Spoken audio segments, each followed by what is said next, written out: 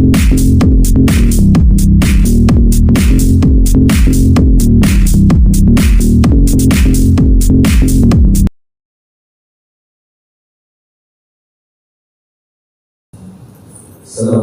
warahmatullahi wabarakatuh. Waalaikumsalam. Alhamdulillah, nahmaduhu wa nasta'inuhu wa nastaghfiruh wa na'udzu billahi min shururi anfusina wa min sayyiati a'malina. May yahdihillahu fala mudilla lahu wa may yudlil fala tajida lahu waliyyan mursyida. Asyhadu an la ilaha illallah wahdahu la syarika lahu wa asyhadu anna Muhammadan abduhu wa rasuluhu alladzi la nabiyya wa la rasula ba'dahu. Allahumma salli wa sallim wa barik ala nabiyyina Muhammadin wa ala alihi wa sahbihi wa man tabi'ahum bi ihsan ila yaumil din. Qala Allah Ta'ala fi kitabihi al-karim, a'udzu billahi minasy syaithanir rajim. Ya ayyuhalladzina amanu taqullaha haqqa tuqatih wa la tamutunna illa wa antum muslimun. Ya ayyuhan nas taqu rabbakum alladzi khalaqakum min nafsin wahidah وخلق منها زوجها وبث منهما رجالا كثيرا ونساء واتقوا الله الذي تساءلون به والارحام ان الله كان عليكم رقيبا. يا ايها الذين امنوا اتقوا الله وقولوا قولا سديدا يصلح لكم اعمالكم ويغفر لكم ذنوبكم ومن يطع الله ورسوله فقد فاز فوزا عظيما. Amma ba'd. Alhamdulillah, kita bersyukur kepada Allah yang senantiasa mencurahkan segala nikmat dan karunia kepada kita. Di kesempatan pagi hari kita masih diberikan umur yang panjang, kesehatan, kemudahan, dan kesempatan kita untuk melaksanakan kewajiban kita yaitu salat subuh berjamaah. Salawat dan salam semoga tercurah limpahkan kepada uswah dan guru kita Nabi Muhammad sallallahu alaihi wasallam, kepada keluarga, sahabat dan pengikutnya yang senantiasa istiqamah berpegang teguh terhadap sunnah-sunnah. Jemaah yang dirahmati Allah, di kesempatan pagi hari ini seri kajian sirah nabawiyah kita akan membahas terkait dengan bagaimana keseharian Nabi SAW. Yang lalu kita sudah membahas terkait dengan sejarah kurban dan sebelumnya sudah membahas terkait dengan rumah Nabi SAW, rumah yang penuh dengan keberkahan, rumah yang penuh dengan kesederhanaan, tapi tidak lepas dari nilai keimanan dan keberkahan di dalam. Sekarang kita akan membahas terkait bagaimana keseharian Nabi SAW dimulai dari aktivitas pagi hari nanti.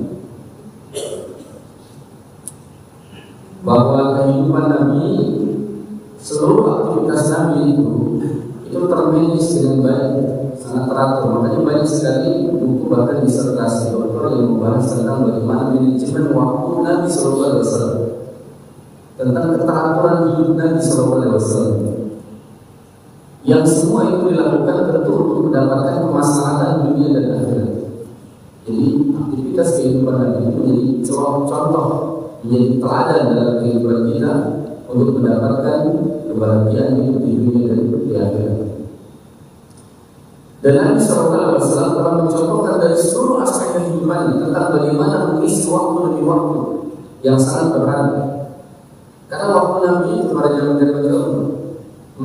dari mulai beliau diangkat menjadi Rasul sampai beliau wafat itu 23 tahun.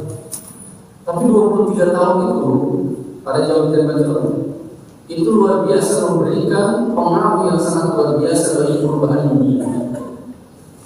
Nabi nggak panjang mesti, berbeda dengan Nabi Nuh yang dakwahnya sampai 950 tahun. Nabi hanya 23 tahun.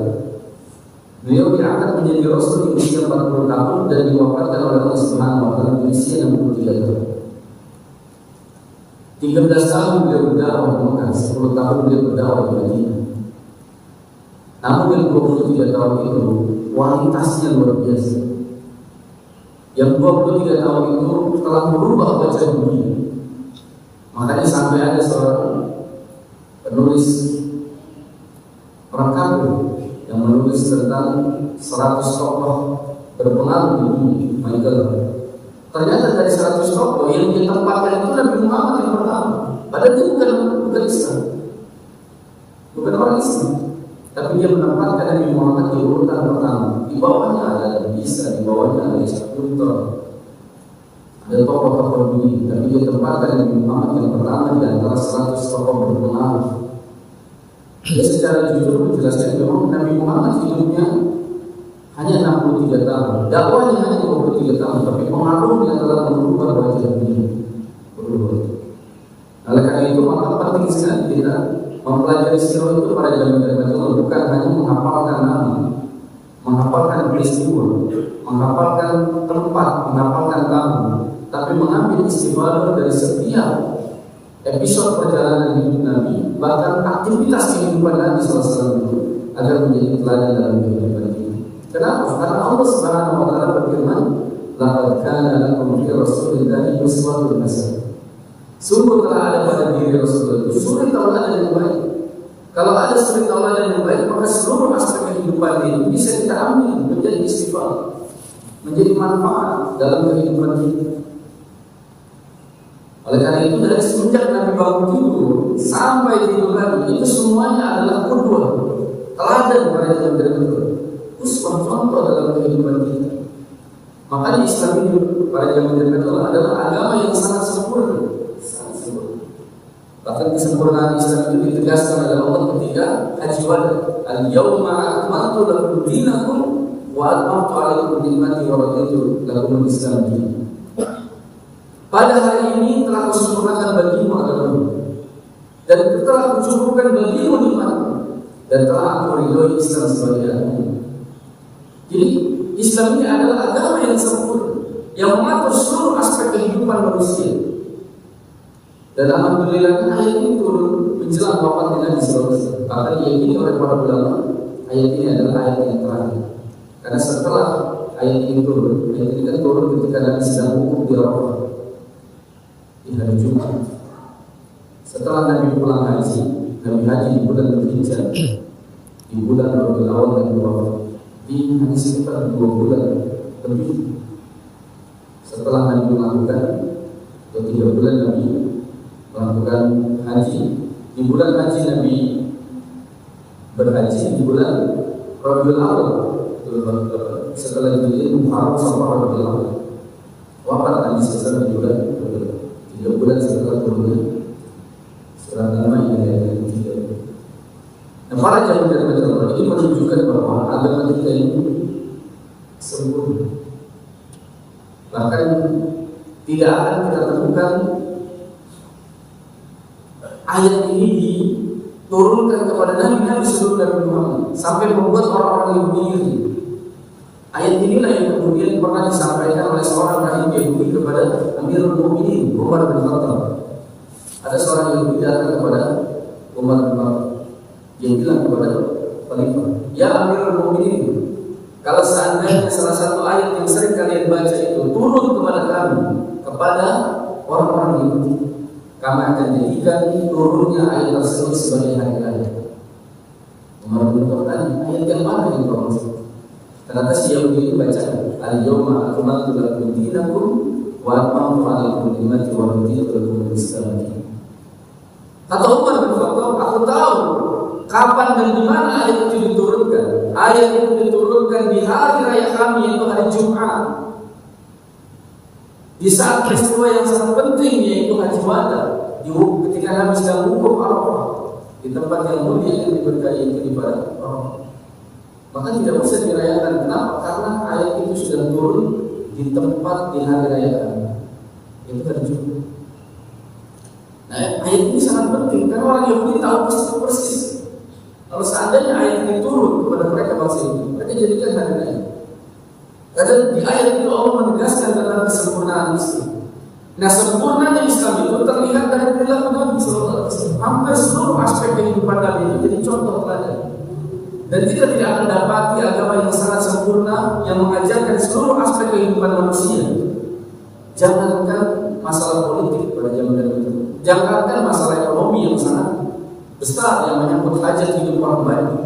masuk ke dalam toilet saja, masuk ke dalam kamar, masuk ke dalam WC saja, itu diatur di dalam Islam. Tentang kaki mana yang lebih dahulu masuk, tentang bacaan apa yang diucapkan ketika ingin masuk ke dalam toilet, adab apa saja ketika seseorang berada di dalam toilet dan lain sebagainya. Sampai kemudian itu, tidak ada agama yang sempurna yang mengajarkan itu sedemikian detailnya. Dan itu semuanya dicontoh, dan Nabi SAW mencontohkan itu. Jangankan berbicara tentang perkawinan pernikahan, semua masalah pendidikan anak dan sebagainya Nabi SAW menjadi contoh teladan. Makanya Nabi SAW dipilih dari kalangan manusia, bukan dari kalangan malaikat. Dan orang-orang kafir itu, orang-orang musyrik mempertanyakan, kenapa Nabi diutus dari kalangan manusia sama seperti kamu yang pergi ke pasar dan lain sebagainya? Kalau diutus dari kalangan malaikat, nggak bisa mencontoh. Malaikat nggak bisa makan, maka nggak bisa mencontohkan bagaimana cara makan yang benar. Malaikat tidak punya hawa nafsu, dia nggak bisa nikah, maka nggak bisa mencontohkan bagaimana berumah tangga yang benar. Malaikat tidak berjenis kelamin dan tidak benar, maka mereka tidak bisa mencontohkan tentang bagaimana mendidik anak dan lain sebagainya. Itulah kenapa Nabi dan Rasul diutus dari kalangan manusia. Oleh karena itu pada zaman dari Allah, agar kita bisa merasakan kesempurnaan Islam, melihat bagaimana Islam yang sebenarnya, maka lihatlah tentang bagaimana tata cara hidup Nabi SAW. Nah, maka kajian kita membahas tentang keseharian Nabi yang penuh dengan keberkahan. Kita awali dari bagaimana aktivitas Nabi SAW di subuh hari.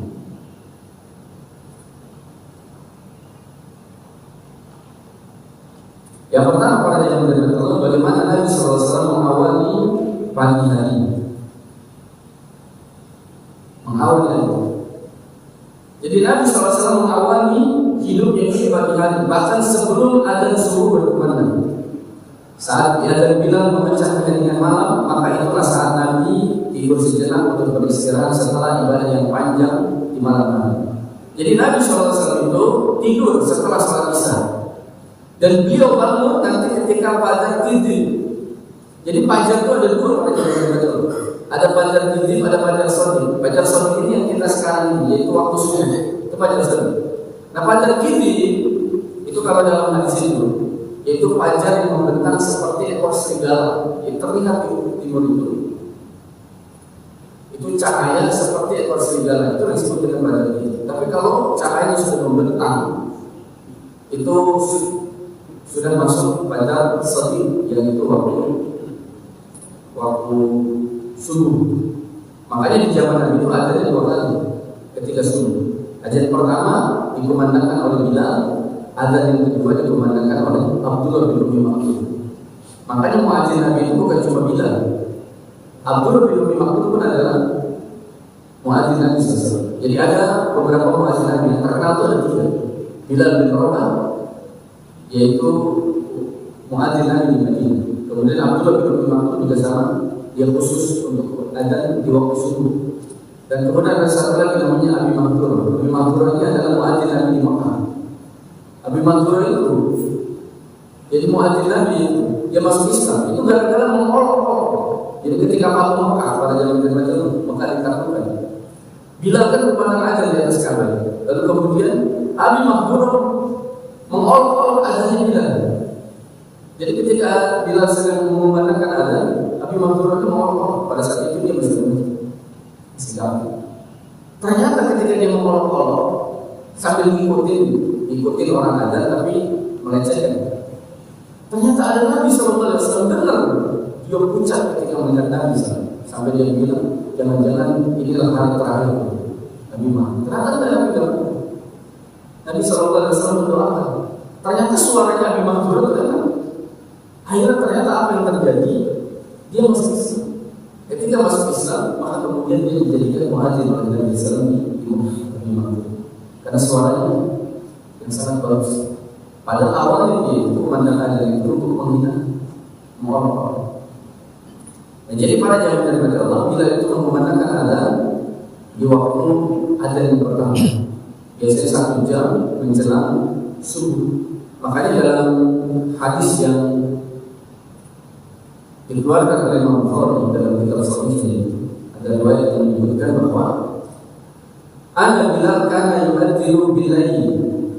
Faqala Rasulullah sallallahu alaihi wasallam kulu washrabu hatta yu'adhdhina Ibnu Ummi Maktum fa innahu la yu'adhdhinu hatta yata'al fajr.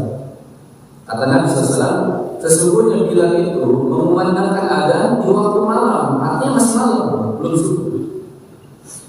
Faqala Rasulullah SAW, maka kemudian Rasulullah SAW bersabda, kulu washrabu, makan dan minumlah. Artinya kalau Bilal mengumandangkan adzan itu masuk waktu sahur, maka makan dan minumlah.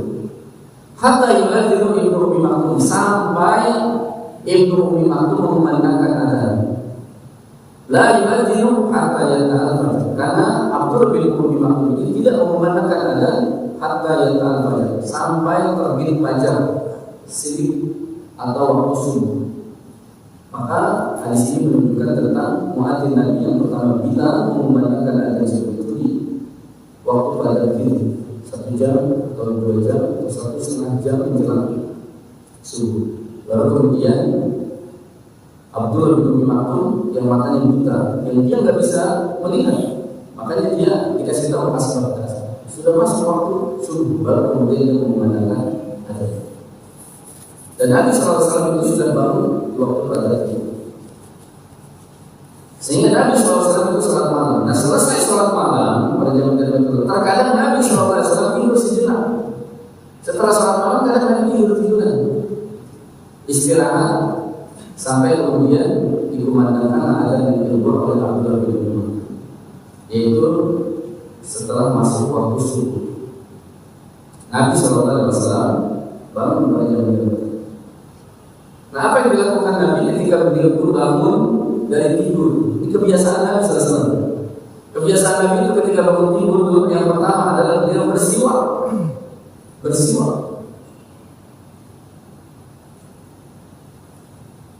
Sebagaimana yang dikeluarkan oleh Imam Abu Dawud dari Aisyah radhiyallahu anha.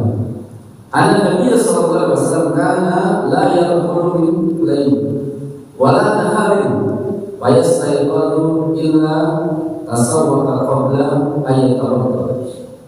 Dari Aisyah radhiyallahu anha bahwasanya Nabi sallallahu alaihi wasallam tidur pada malam hari atau siang hari. Jadi beliau kalau tidur di waktu malam atau bangun tidur di waktu siang. Waktu siang itu namanya qailulah. Qailulah itu termasuk sunnah. Dan biasanya Nabi itu qailulah itu tidur siang menjelang zuhur. Dan kemudian beliau bangun di waktu zuhur. Itu kata Aisyah, Nabi itu tidak akan bisa tidur di waktu malam ataupun di siang hari. Kemudian beliau bangun, maka pasti beliau bersiwak terlebih dahulu sebelum beliau berwudu. Jadi beliau bersiwak sebelum berwudu. Ini termasuk sunnah ibadah. Bersiwak. Makanya termasuk siwak itu adalah bagian daripada sunnah yang terbuat dari kayu arang. Dan kalau sekarang misalnya kita menggunakan odol dan sebagainya, ini juga termasuk karena ilasnya itu adalah membersihkan gigi. Kalau kita tidak punya kayu siwak dan kemudian sekarang kita menggunakan pasta gigi dan sebagainya, itu juga bagian daripada membersihkan. Karena yang dimaksud tujuannya itu adalah membersihkan gigi. Karena ketika orang sedang tertidur tidak beraktivitas, tentu akan menimbulkan bau. Sehingga kemudian untuk menghilangkannya dengan cara bersiwak atau dengan cara menggosok. Ini yang dilakukan oleh Nabi SAW ketika beliau bangun tidur, baik ketika siang hari maupun malam hari. Bahkan hadis-hadis terkait dengan siwak ini pada zaman Jawa banyak sekali. Sebagaimana yang diriwayatkan oleh Imam Ahmad dalam musnad beliau, ada salah satu hadis di mana Nabi SAW menyebutkan as-siwaku mutahharatun lil fam mardatun lir rabb. Siwak itu membersihkan gigi, membersihkan mulut, merupakan kebersihan bagi mulut dan keridhaan bagi roh. Jadi mulut kita dibersihkan dan kemudian itu adalah merupakan perbuatan yang diridhoi oleh Allah. Jadi kalau perbuatan itu mardatun lir rabb, diridhoi oleh Allah, berarti itu adalah termasuk berpahala, termasuk Karena makna ibadah itu adalah semua yang dicintai dan diri dalam Allah. Imam Ibnu Taimiyah mendefinisikan ibadah itu ismun jami likulli ma yuhibbullah wa yarda min al-aqwali wal af'al adh-dhahirah wal batin. Segala sesuatu yang dicintai dan diridai oleh Allah Subhanahu wa taala, baik itu perkataan maupun perbuatan yang zahir maupun yang batin. Nah, itu termasuk ibadah. Jadi kalau ada kalimat dari Nabi SAW, kalau perbuatan itu maqbul dari Rabbi, diridhoi oleh Allah, berarti itu adalah bagian daripada ibadah. Diridhoi oleh Allah Subhanahu. Yang kedua adalah sebuah hadis yang dikeluarkan oleh Imam Bukhari dan Imam Muslim. Nabi SAW bersabda, "Laula an asyqa 'ala ummati la amartuhum bisiwaki inda kulli wudu." Kalaulah tidak memberatkan atas umatku. Jadi kalau Nabi tidak khawatir memberatkan atas umatnya, tentulah aku akan perintahkan mereka untuk bersiwak setiap kali berwudu.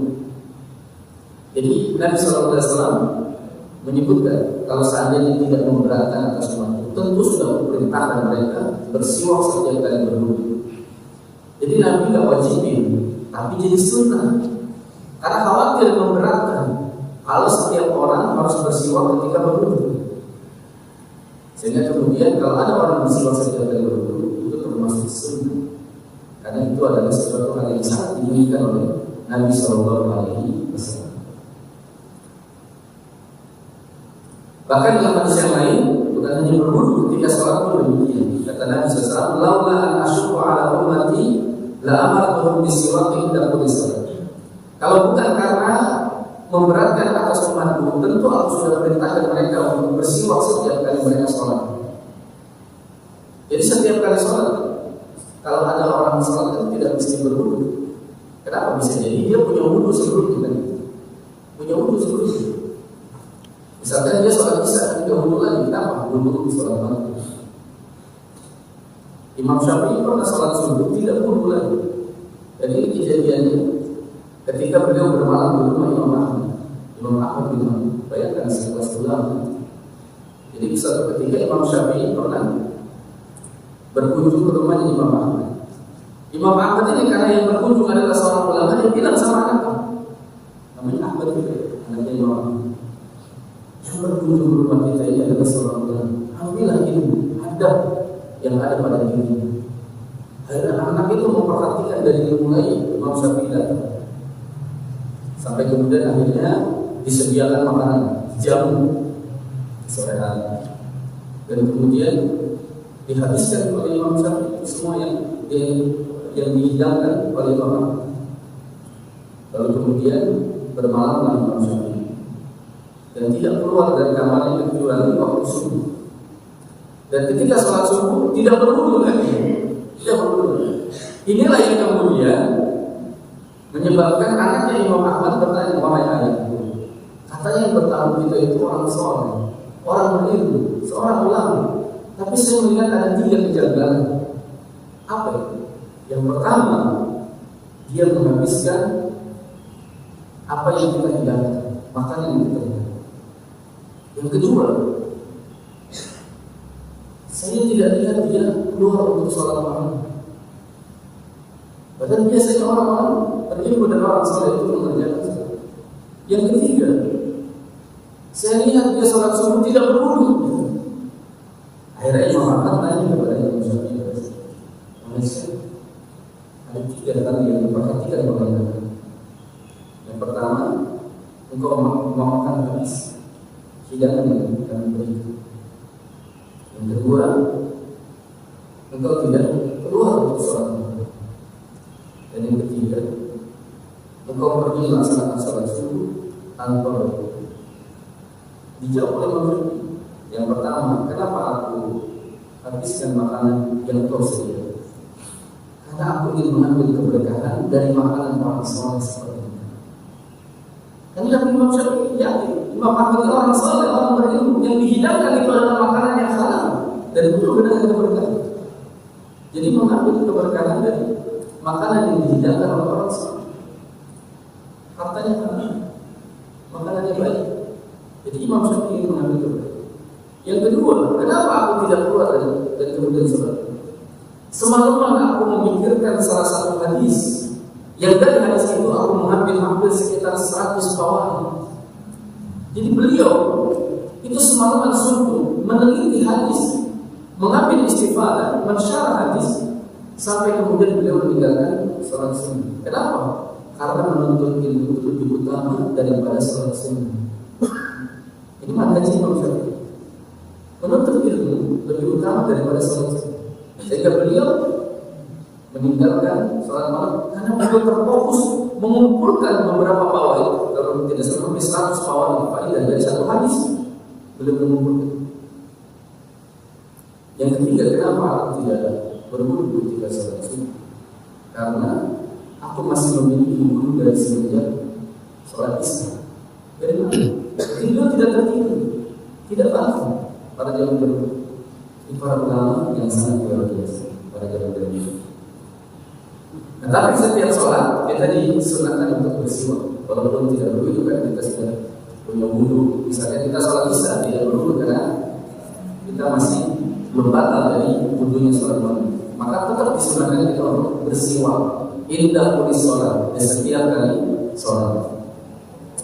Yang kedua, beliau itu kalau malam tidur, beliau senantiasa berdoa kepada Allah Subhanahu wa Ta'ala. Berdoa. Di antara doanya yang masyhur itu yang diriwayatkan oleh Imam Bukhari dan Muslim. Alhamdulillahilladzi ahyana ba'da ma amatana wa ilaihi nusyur. Jadi para jamaah Allah,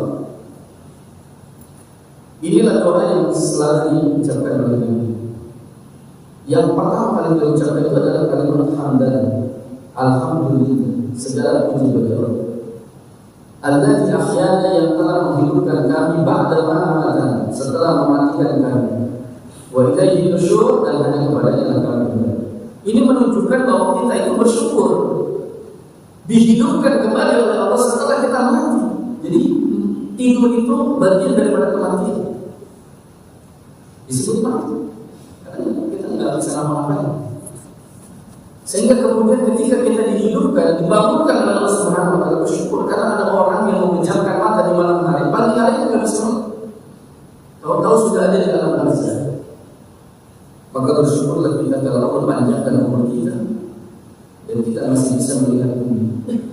Betapa banyak orang yang memejamkan mata dan tidak lagi terbuka matanya kecuali ketika dia sedang berada di alam barzakh. Maka bersyukurlah kita masih bisa hidup dan beraktivitas pada jalan-jalan tertentu. Jadi itu yang dilakukan oleh Nabi ketika bangun tidur berada. Kemudian pada jam-jam tertentu disunahkan juga menjawab azan. Jadi kalau kita mendengar azan berkumandang, kita disunahkan untuk menjawab azan. Sebagaimana hadis Nabi SAW, idza qala al-mu'adzin Allahu akbar Allahu akbar faqala ahadukum Allahu akbar Allahu akbar. Jadi kalau kita mendengar kalimat Allahu akbar Allahu akbar, ikuti Allah. Hukumnya adalah sunnah. Dan kemudian bukan hanya menjawab azan, kita juga disunahkan untuk membaca doa setelah azan. Bersalawat kepada Nabi SAW, kemudian membaca doa setelah azan. Allahumma rabbana laka al-hamdu wa salatu wa ati Muhammadan wasilata wa fadila wa ba'athu maqaman mahmudan alladhi wa'ada. Itu termasuk di antara sunnah. Itu menjawab dan kemudian membaca doa. Kemudian Nabi SAW, aktivitas Nabi di pagi hari, Nabi SAW mandi atau kemudian berwudu. Jadi bisa mandi, bisa kemudian berwudu. Jadi tergantung hajatnya pada saat itu. Kalau Nabi SAW junub, biasanya beliau kemudian mandi. Tapi kalau pun beliau tidak junub, apalagi dalam keadaan dingin, terkadang beliau tidak mandi. Beliau hanya berwudu. Kalau dingin itu mandinya pada jam-jam di musim dingin. Ini luar biasa, jangankan malam-malam, pagi hari menjelang siang saja itu terasa dingin. Sehingga kemudian tidak mesti mandi. Karena mandi itu pada zaman itu ada mandi yang wajib, ada mandi yang sunnah, ada mandi yang mubah. Mandi yang wajib ini adalah mandi junub, mandi setelah berhubungan suami istri, atau bagi wanita mandi setelah haid atau setelah nifas. Ini mandi wajib. Yang kedua adalah mandi yang sunnah. yaitu mandi apabila kita laksanakan kita mendapatkan pahala. Di antaranya adalah mandi ketika kita berangkat sholat Id, itu mandi. Mandi ketika kita sholat Jumat, berangkat sholat Jumat. Ada Nabi sallallahu alaihi wasallam, "Ghusl Jumat wajibun 'ala kulli muhtalim." Mandi hari Jumat itu wajib bagi orang yang sudah balik. Nah, kalimat wajib itu oleh sebagian para ulama disebutkan sebagai sunnah yang sangat dianjurkan di waktu kita ingin melaksanakan sholat. Itu sunnah, termasuk yang disunahkan ketika kita. Nah, ada mandi yang kubah. Mandi yang kubah itu adalah mandi yang biasa kita lakukan di pagi hari atau di sore hari. Itu adalah termasuk mandi yang kubah yang boleh kita lakukan, boleh juga tidak terjadi. Dan Nabi SAW ketika beliau bangun, beliau terkadang tidak wudu. Nah, ini kekhususan bagi Nabi SAW. Jadi karena ada riwayat yang dikeluarkan dari Imam Bukhari dan Imam Muslim dari Aisyah radhiyallahu anha terkait dengan kenapa Nabi SAW tidak wudu. Kata Nabi SAW, "Ya Aisyah, inni ainaya tanam wala yanamu qalbi." Wahai Aisyah, mataku itu memang tertidur, tapi hatiku tidak tidur. Jadi Nabi SAW tidak terjadi. Dan ini kekhususan bagi Nabi, kekhususan bagi Nabi. Tapi kalau kita istidur, wajib. Meskipun terjadi khilaf di kalangan para ulama apa yang menyebabkan seseorang itu tidur terus. Sebagian menunjukkan karena ketika orang tidur itu dia tidak terkontrol apakah dia mengeluarkan angin atau tidak. Karena mata itu adalah pengikat tubuh dan pengikat tubuh. Sehingga ketika dia bangun dia tidak tahu jangan-jangan dia keluar angin. Ada sebagian ulama yang menyebutkan perintah untuk berwudu bagi orang tidur itu karena khawatir dia keluar angin. Tapi kalau tidurnya tidak sampai pulas, karena ini terjadi di zaman Nabi. Dalam sebuah hadis disebutkan, kami pernah menunggu Nabi sholat isya. Sholat itu malam sekali. Jadi Nabi pernah menunda sholat isya. Bahkan kata Nabi, inilah waktu yang paling terbaik. Kalau seandainya tidak memberatkan atas umatku, niscaya aku perintahkan mereka sholat isya di waktu. Jadi hampir jam 10 malam mungkin. Atau jam 11 malam. Jadi Nabi SAW menunda waktu sholat isya. Hampir pertengahan. Sampai para sahabat yang sudah sampai di masjid itu terang-terang. Kata para sahabat itu meriwayatkan seperti burung mangkuk. Dan kemudian ketika qomat dikumandangkan mereka tidak berwudu. Nah, ini menunjukkan bahwa kalau tidurnya itu tidak pulas, maka tidak mesti berwudu. Tapi kalau tidurnya senderan lagi sholat Jumat, apalagi sampai mendengur, tiba-tiba qomat, maka harus wudu. Karena itu bisa membatalkan wudu. Tapi kalau tidurnya tidak sampai pulas, maka dia boleh tidak berwudu. Nah, kemudian pada zaman Nabi Allah dalam riwayat yang lain dari Abu Hurairah radhiyallahu anhu, Rasulullah bersabda, "Idza istayqadha ahadukum min manamihi, fal yastansir salasa marrat, fa inna syaitan yabitu ala wajhihi." Jadi pada zaman di antara sunnah kalau kita bangun tidur, kata Nabi sallallahu alaihi wasallam, apabila kalian bangun tidur, maka bersihkan bagian dalam hidung kalian 3 kali. Beristinsar. Istinsar itu masukin air ke dalam hidung 3 kali. Ini ketika kita bangun tidur. Kenapa? Karena kata Nabi SAW, fa inna syaitan yabit. Karena sesungguhnya setan itu bermalam di hidung kita. Jadi setan itu bermalam di hidung kita. Maka ketika kita bangun tidur, ambil air, beristinsar, memasukkan air ke dalam hidung 3 kali. Jadi masukin lalu kemudian keluar. Itu termasuk sunnah yang jarang sekali kita lakukan. Padahal hadisnya adalah sahih riwayat Imam Bukhari dan Imam Muslim. Karena setan itu di malam hari terkadang tidur di ruang dari sehingga kemudian kita diperintahkan ketika bangun tidur itu langsung mengambil air kemudian beristinsar, memasukkan dan mengeluarkan air dari hidung kita. Dalam riwayat yang lain, Nabi SAW bersabda, "Idza staiqadha ahadukum min nawmihi, fala yaghmis yadahu bil ina'i hatta yaghsilaha salasan, fa innahu la yadri aina batat yadahu." Kata Nabi SAW, apabila kalian bangun maka janganlah dia mencelupkan tangannya ke dalam wadah. Jadi nggak boleh kita langsung nyelupin tangan kita di wadah.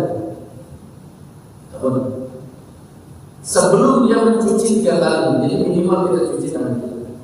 Kita cuci tangan kita, baru kita kemudian boleh mencelup tangan di ember. Kenapa? Kata Nabi SAW, fa'innahu la yadri aina batas yadahu. Karena dia tahu, karena dia tidak tahu di mana tangannya itu bermalam. Karena tangan kita bisa jadi garuk-garuk ke lumpur dan lain sebagainya. Tidak tahu kan?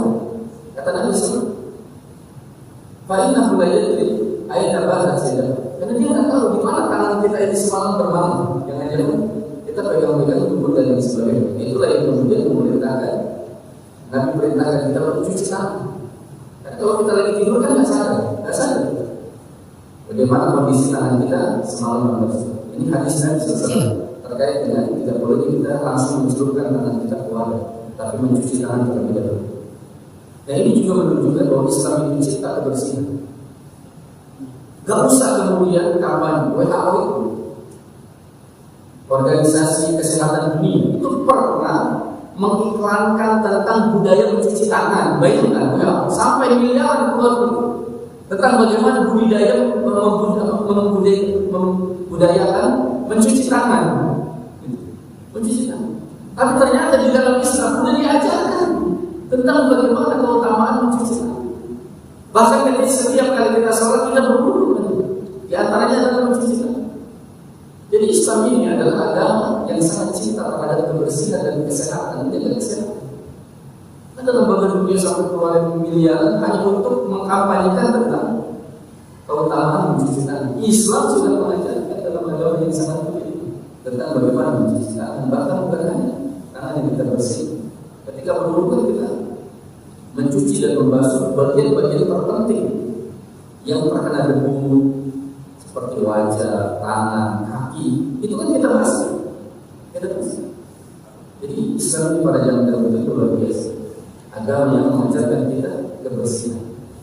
Agama yang mengajarkan kita kesucian.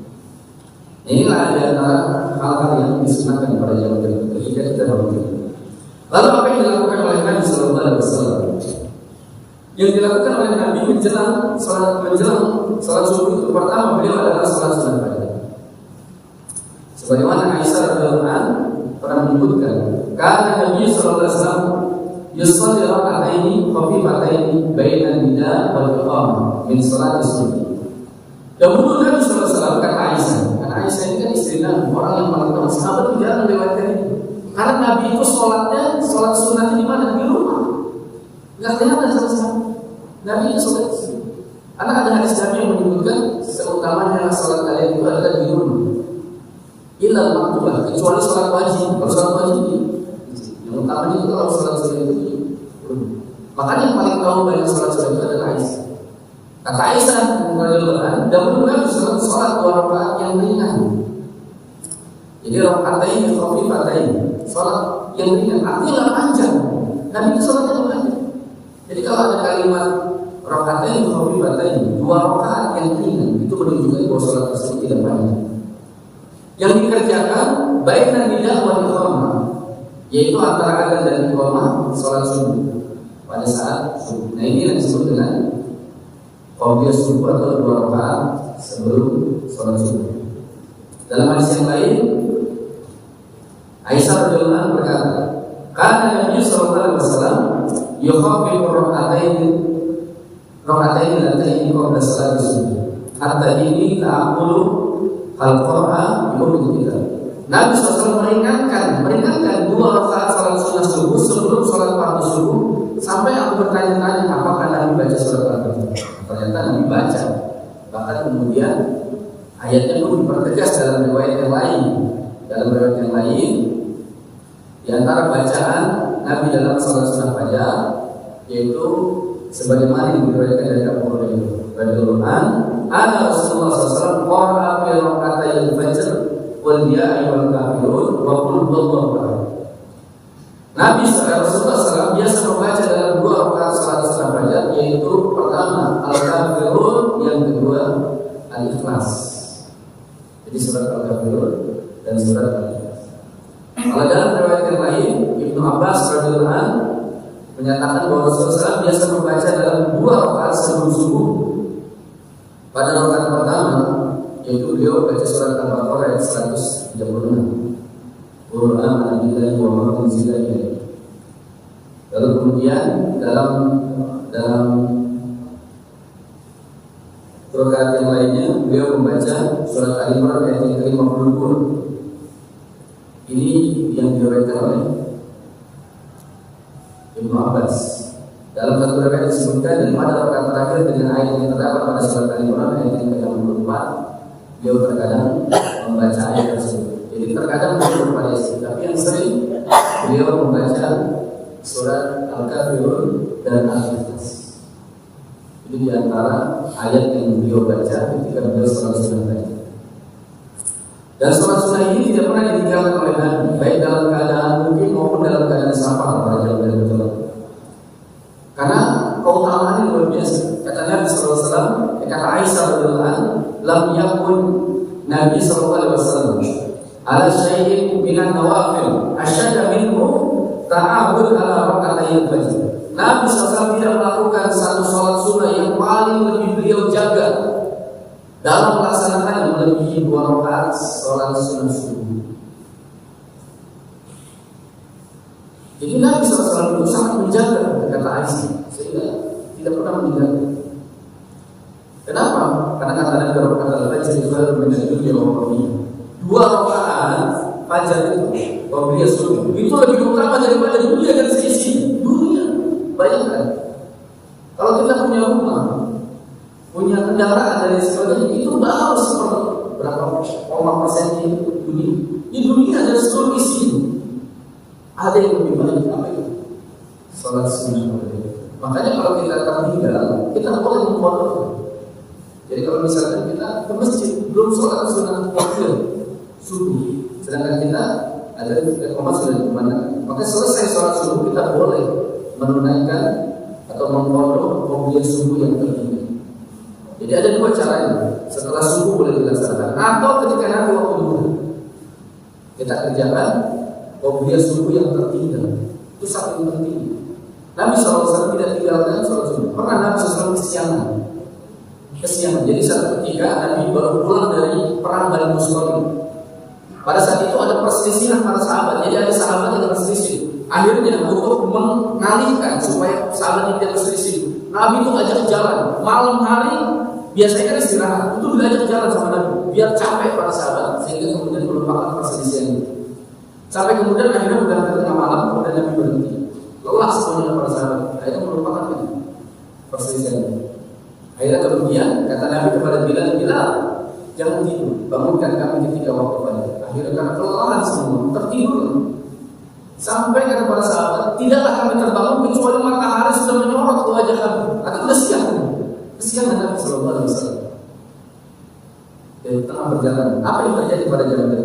Nabi SAW memberitakan Bilal kumandangkan adzan. Padahal belum duha, kumandangkan adzan subuh.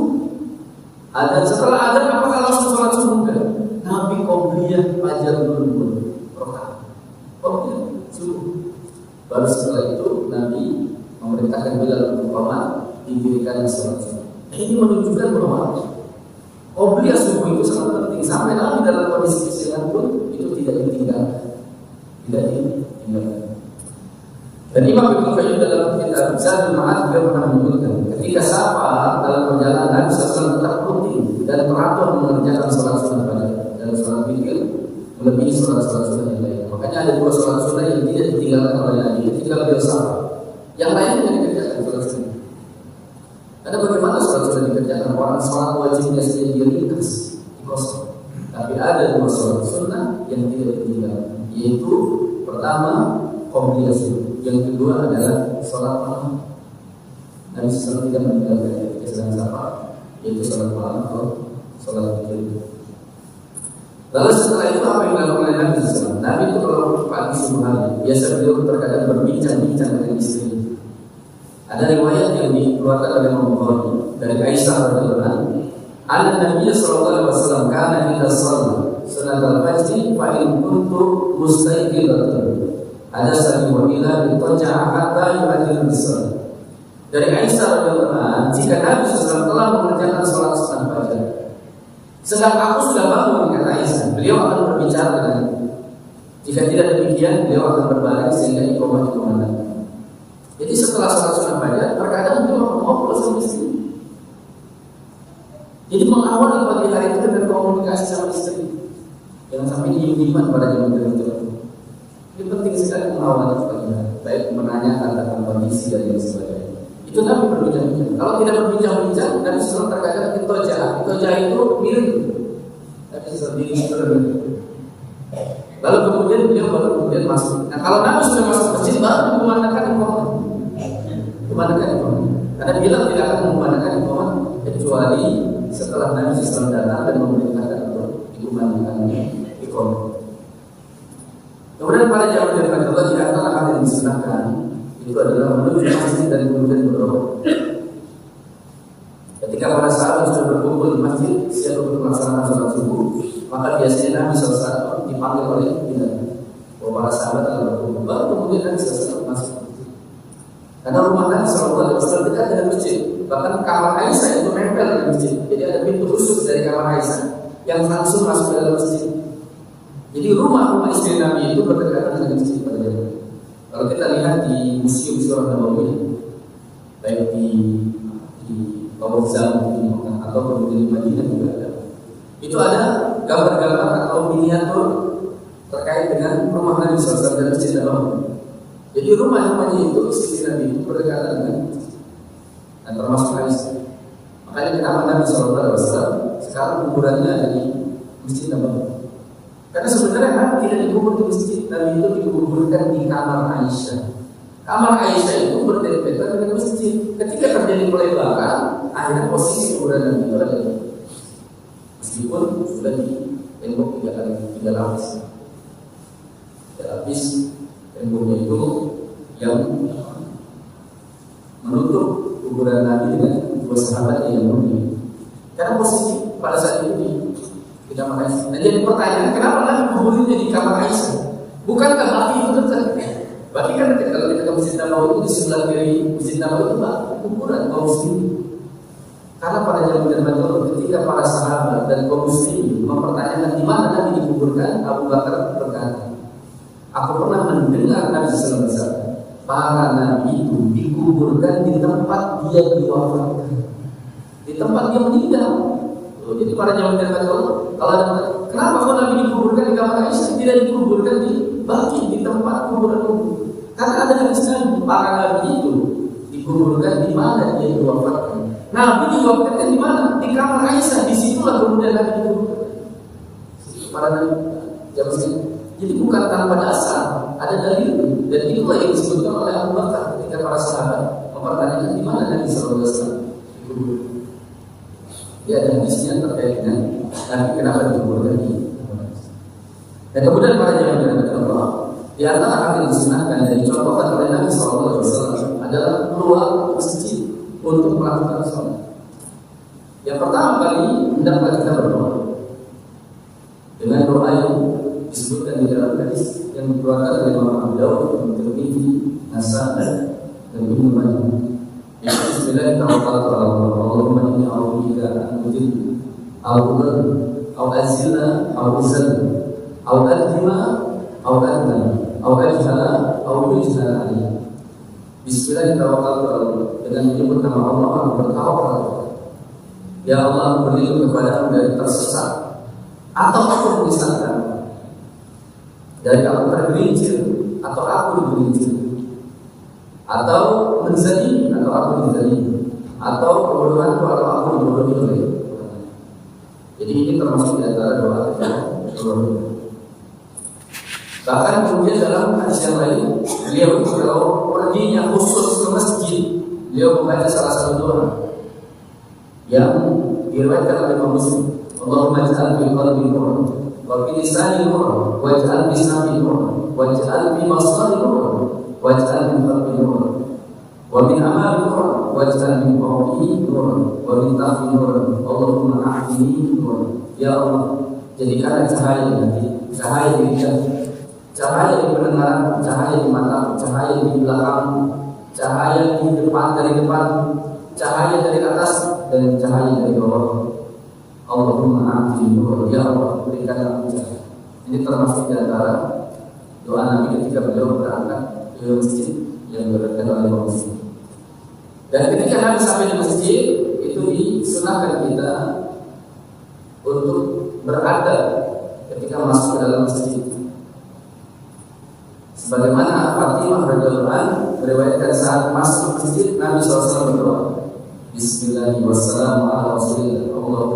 Allahumma firli dulu waftahli abwaaba rahmatik. Atau ada sebagian riwayat yang menunjukkan Allahumma waftahli abwaaba rahmatik. Tapi kalau yang panjangnya Bismillah wassalamualaikum. Jadi pertama kita mengucapkan Bismillah, berselawat kepada Nabi SAW. Kemudian kita memohon ampun, Allahumma firli dulu, ya Allah ampunilah dosa-dosa, waftahli abwaaba rahmatik, dan bukalah pintu-pintu rahmat. Jadi Nabi SAW itu seluruh aspek kehidupan itu contoh pada zaman dari itu. Pasti beliau berdoa kepada kita, dan kemudian beliau berdoa sebelum masjid. Minimal kita membaca doa Allahumma kalau lebih bagus lagi kita bersalawat kepada Nabi, berdoa agar diampuni. Allahumma firli dulu waftahli abwaaba rahmatik. Dan kemudian ketika masuk masjid Nabi SAW perintahkan kita untuk sholat berjamaah. Perintah Nabi SAW. Kata Nabi SAW, "Idza dakhala ahadukum fala yajlis hatta yusalli rak'atain." Jika salah seorang di antara kalian masuk masjid, maka jangan dia langsung duduk sampai mengerjakan sholat 2 rakaat. Sholat 2 rakaat. Ini ada perintah meskipun Nabi jarang melakukan. Jadi hadis fi'liyah itu pekerjaan. Perilaku Nabi itu Nabi jarang melakukan sholat tahiyyatul. Tapi Nabi perintahkan. Kenapa? Karena kalau Nabi langsung masuk masjid, itu langsung qomat pada zaman itu. Langsung dikumandangkan qomat. Nabi itu kalau sudah masuk masjid, Jumatan, Nabi itu kalau sudah masuk sholat Jumatan langsung naik ke atas mimbar. Nah, makanya hadis ini yang terkait dengan tahiyatul masjid itu jarang ditunjukkan dalam hadis. Tapi perintahnya banyak. Perintah terkait dengan kita sholat tahiyatul masjid. Bahkan kemudian pada zaman Nabi dalam hadis terkait dengan sholat Jumat itu, kata Nabi SAW, "Jika ada ahadukum yaumal Jum'ah wal imamu yakhtub falyarka rak'atain wa la yatazawwaj bihi." Jika seorang dari kalian datang pada hari Jumat, sholat Jumat, sedangkan imam sedang berkhutbah, maka hendaknya salat 2 rakaat dan hendaknya mengerjakannya dengan ringan. Maksudnya enggak lama. Kenapa pada zaman Nabi? Karena Nabi SAW pernah mendapati ada seorang sahabat datang ketika Nabi sedang berkhutbah. Kata Nabi, "As-salat, sudah atau sholat?" Belum. Kata Nabi, "Kamu sholat dan belum." Yang itu yang dimaksud adalah sholat tahiyatul masjid pada zaman itu. Dan termasuk tanda hari kiamat, sebagaimana yang diriwayatkan oleh Imam Ibnu Sa'id. Kata Nabi SAW, sesungguhnya di antara tanda-tanda dekatnya kiamat adalah seorang masuk masjid namun dia tidak melakukan sholat 2 rakaat di dalam. Tapi pada zaman itu ada pengecualian. Pengecualian kalau kita masuk masjid, tidak sholat tahiyatul masjid. Yang pertama, kalau kita sudah masuk masjid sudah pengen iqamah atau iqamah sudah dikumandangkan, maka tidak ada salat sunnah. Atau misalnya sudah pengen dikumandangkan iqamah, sebaiknya kita tidak salat masjid. Atau kemudian ketika kita masuk ke Masjidil Haram. Kalau Masjidil Haram itu pada zaman Rasulullah, itu sunnahnya tawaf.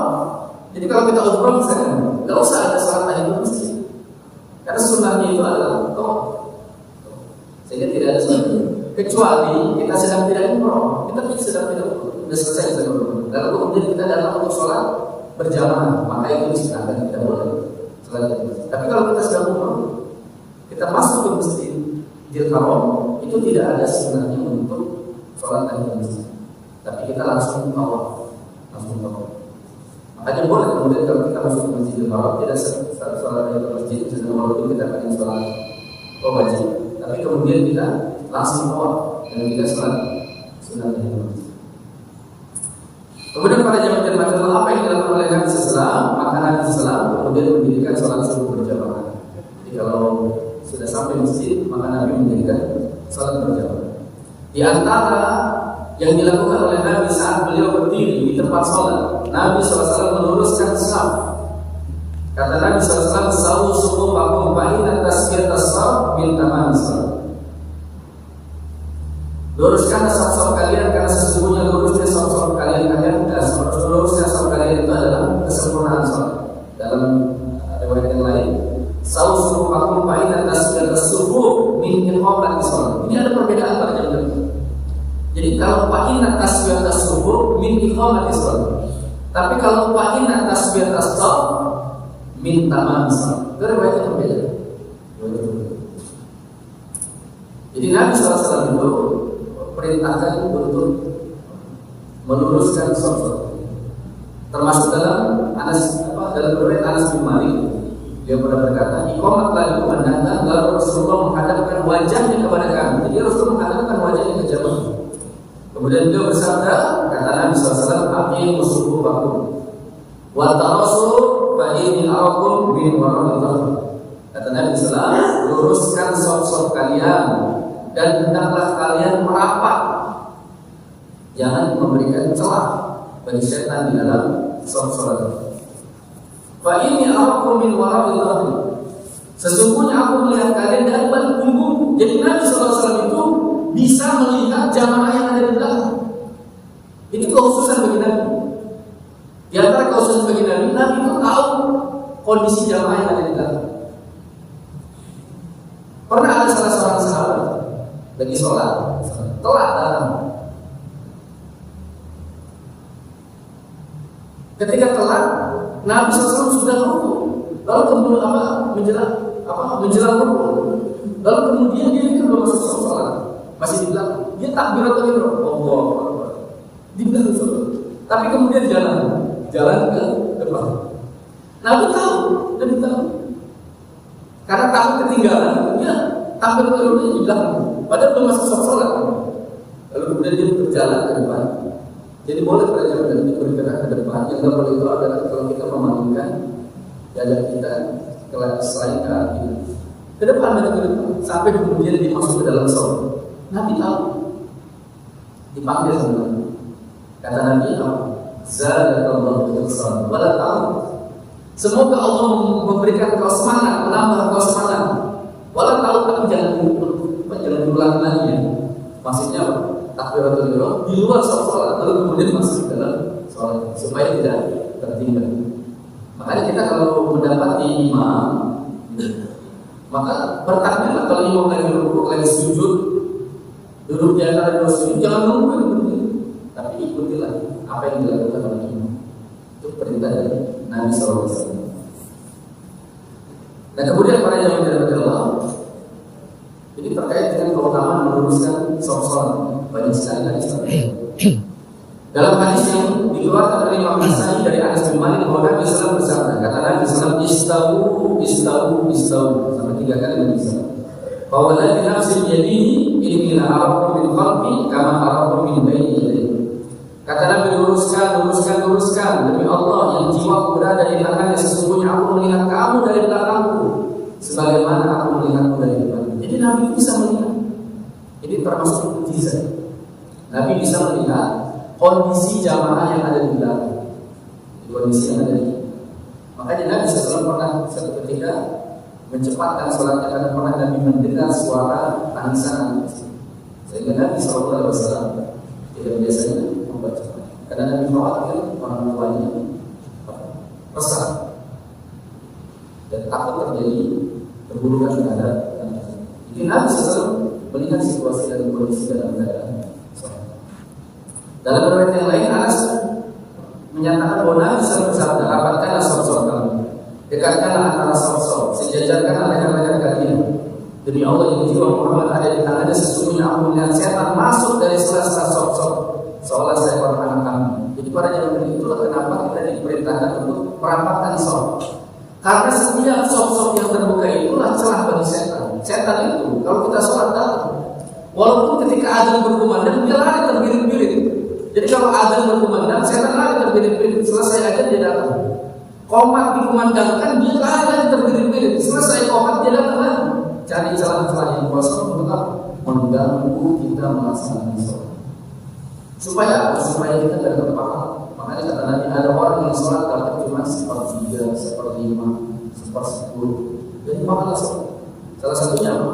Salah satunya adalah kerusuhan yang tinggi. Kenapa? Karena syaitan datang mengganggu terus. Nah, salah satunya karena kita tidak melakukan sholat. Nah, para jamaah yang Allah, inilah di antara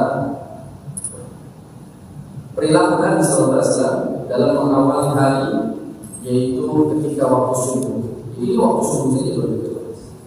Nanti di waktu-waktu yang lain kita bahas bagaimana kehidupan Nabi di waktu siang hari, malam hari dan lain sebagainya. Mudah-mudahan Allah mengajarkan kepada kita, mudah-mudahan kita kembali ke kehidupan yang sebelumnya. Ada pertanyaan sebelum kita? Kalau tidak ada, kita coba. Baik, aku berkomentar wassalamualaikum warahmatullahi wabarakatuh. Assalamualaikum warahmatullahi wabarakatuh. Waalaikumsalam.